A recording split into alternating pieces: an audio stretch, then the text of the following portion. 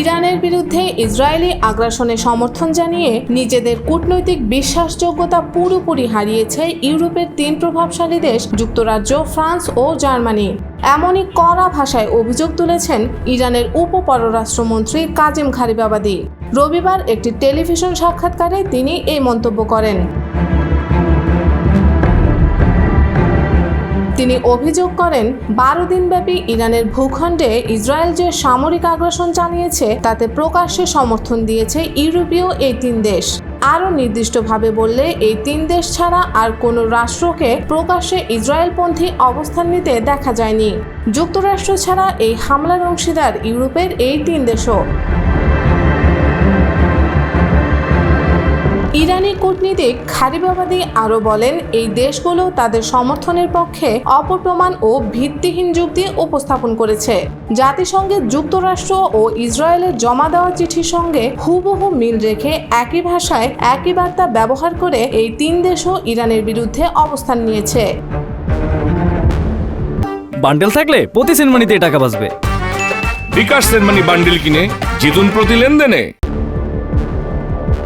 এই চিঠিতে বলা হয়, ইরানের পারমাণবিক কর্মসূচি তৎক্ষণাৎ হুমকি ও সামরিককরণের দিকে এগোচ্ছে।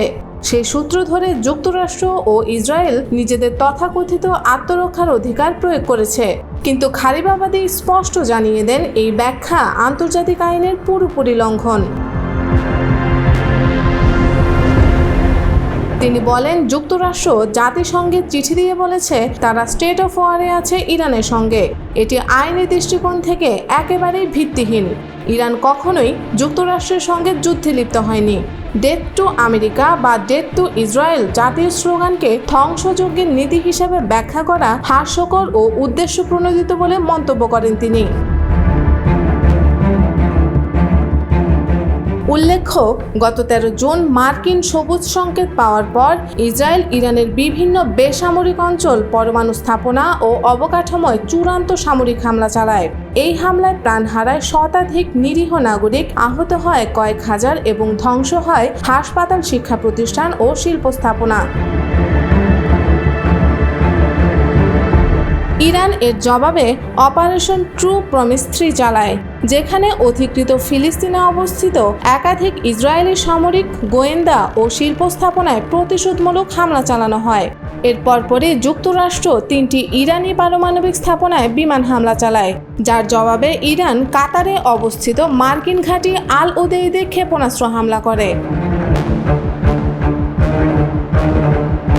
27 জুন ইসরায়েল একতরফাভাবে যুদ্ধবিরতির ঘোষণা দেয়, যার আনুষ্ঠানিক ঘোষণা দেন প্রেসিডেন্ট ডোনাল্ড ট্রাম্প। তবে যুদ্ধ শেষেও কূটনৈতিক চাপ জারি থাকে। ইউরোপীয় 3 দেশ তখন ইরানের ওপর জাতিসংঘের নিষেধাজ্ঞা পুনর্বহাল করতে স্ন্যাপব্যাক মেকানিজম সক্রিয় করার হুমকি দিতে থাকে। ইরান বলছে, এখন পর্যন্ত আনুষ্ঠানিকভাবে এই স্ন্যাপব্যাক চালুর কোনো চিঠি পায়নি তারা। তবে এই উদ্যোগ চালু হলে ইউরোপের সঙ্গে সব কূটনৈতিক যোগাযোগ অর্থহীন হয়ে যাবে বলে সতর্ক করে দেন গারিবাবাদি। তিনি বলেন, আমরা এই 3 দেশের সঙ্গে এখন পর্যন্ত 6 দফা সংলাপে বসেছি, কারণ সংলাপের পরিবেশ এখনো বিদ্যমান। কিন্তু যদি তারা স্ন্যাপব্যাক চালু করে তাহলে সম্পর্কের সব দরজা বন্ধ হয়ে যাবে। যদি তারা এমন পদক্ষেপ নেয় তাহলে ইরান প্রতিদিনই নিজেদের প্রস্তুত রাখে উপযুক্ত পাল্টা প্রতিক্রিয়ার জন্য।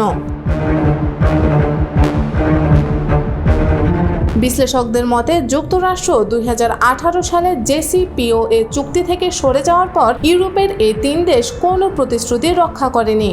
অথচ এখন তারা অভিযোগ করছে ইরান চুক্তি মানেনি।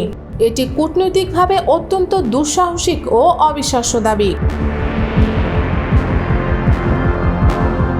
এই অবস্থান বিশ্বের নতুন এক ধরনের ভাঙন তৈরি করছে, যেখানে যুক্তরাষ্ট্র ও তার ঘনিষ্ঠ মিত্ররা একদিকে আর দক্ষিণ বিশ্ব ও তাদের মিত্ররা অন্যদিকে। এখন দেখার বিষয়, ইউরোপীয় এই 3 দেশ সত্যিই কি স্ন্যাপব্যাক চালু করে, নাকি তারা আবারও কূটনৈতিকভাবে পুনর্বিবেচনায় যাবে।